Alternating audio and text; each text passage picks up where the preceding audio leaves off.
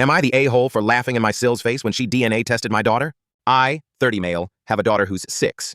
I am not biologically related to her at all. There is no blood relation between us. I was friends with her mother for most all of my childhood. We were never involved romantically and were always just friends. She had her daughter at 23 with her 25-year-old husband. When my daughter was a newborn, about 3 months technically, both her mother and father were killed. I won't go into too much detail for privacy reasons, but it was workplace shooting.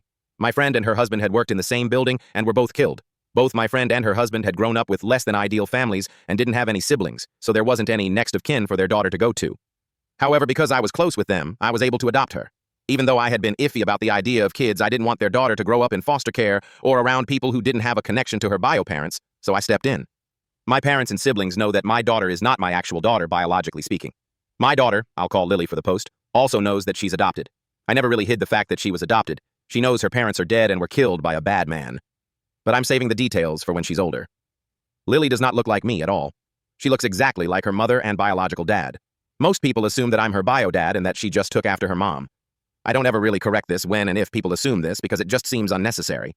My brother has been with his fiancée for about 2 years now. A few weeks ago, we were all meeting up at my parents' house and my SIL saw an old picture of me, my friend, and her husband.